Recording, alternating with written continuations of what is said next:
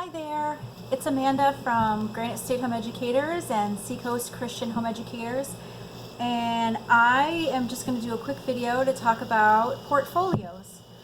This is a subject that seems to make people a little bit uneasy or nervous, and hopefully this quick informal video will help you to feel a little bit better about that.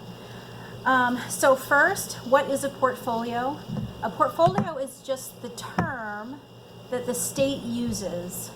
So it doesn't have to look like anything in particular. So if you're thinking in your head this giant, leather-bound thing that has every single thing you've ever done the whole year, that you need to take to Staples and have professionally edited and all this stuff. So that's not what it is. Some people, if you want to do that, great, but that's not what the statute says. So let's talk about that for a minute. Each child needs to keep a portfolio, okay? And that portfolio needs only to show progress, commensurate with age and ability, okay? So that age and ability is important, especially if you have special needs kids like I do, because age typically is, not an indicator of the level for kids who have some challenges going on. So you need to show progress, commensurate with age and ability. So that is actually pretty vague, and that can hopefully help you take a deep breath and relax a little bit about this. But I'm going to show you some examples, and hopefully you'll be encouraged by this. So a portfolio doesn't need to look a certain way, as I said, by law. So people will do a scrapbook. I'm going to show you ours. Some people keep it in a file cabinet, and they keep everything. Some people keep, notes on a thumb drive. Other people perhaps keep everything, they just throw it when you're done with it in a milk crate. And these are all perfectly acceptable ways to keep a portfolio in New Hampshire. A lot of this depends on you and your style and your organization habits. Some people love to have something that's very pretty and put together that really shows in each and every subject. Something from the beginning, something from the middle, something from the end of the year, with grades and all that stuff. If that's how you want to do it, you are more than welcome to do that. But we're just going to go over the minimum that the law states. So the subjects that you need to cover in your entire homeschool program, and again, this is listed in homeschool statute: science, math, language, government, history, health, reading, writing, spelling, history of the U.S. Constitution, history of New Hampshire Constitution, art and music appreciation. Now, this comes up a lot. You need to cover those subjects over the course of your entire homeschool program, not each year. Okay, so let me say that again. You don't have to do all of these things listed in the statutes to cover in each year. It's over the course of your entire program. So some examples of what goes in a portfolio. I've given you a few ways to do it, but examples of what might go in is, again, if you use workbooks, a page from the beginning, a page from the middle, and a page from the end. Staple it, put it in a folder. Done.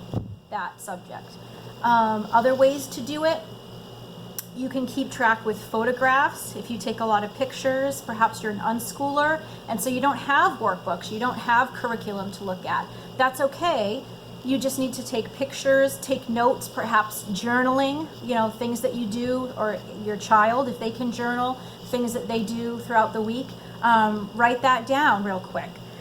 So pieces of art that they've worked on, certificates of completion, maybe they're doing a special project, maybe they're doing volunteer work. All of these things count towards the portfolio. So you can do ticket stubs, any brochures. I mean, right now it's weird because of COVID, but if you go to, the American Independence Museum, the Courier Museum, keep the brochures, keep the tickets. Those can go in your portfolio as well. Let's see. again, pictures, a scrapbook. I'm going to show you, we typically will do a scrapbook because I have my children help me with it. This is, look at how cute they are. So this is one from a few years ago, and really it just kind of documents things that we do together as a family. So this was a trip to the aquarium, which was a big deal for us. But I have them help me with this. They pick out some pictures, help me get them printed out. We pick the paper and they help with the stickers and putting things together, and it helps us talk about things that we've done during the year. So all of these things can go in your portfolio. So for us, this was our portfolio for this year. The only thing that's needed in addition to this, per the New Hampshire statute, is a reading list, and it says the reading list by title. And so each child, again, to review here, each child needs a portfolio. It doesn't matter if you choose standardized testing or portfolio review for your year-end assessment. Every child needs a portfolio showing progress, can measure it with age and ability in New Hampshire. A portfolio is very flexible, right? So it can be, if you're a computer person, you can take notes on a computer with pictures. You can make a slideshow. Ooh, that's fun. Some people actually make their own Facebook group, and they add family members so that they can see what they're up to and what's been going on. So these are all valid ideas for how to keep a portfolio in New Hampshire. So that reading list is going to be important. That's really the only thing specified, like in particular, other than the subjects that you need to cover. So that reading list, everything counts. Okay, so if they read a book, if you read a book to them, if their sibling reads a book to them, if they read a book to their sibling, all of these things count. And so it doesn't have to be this formal thing.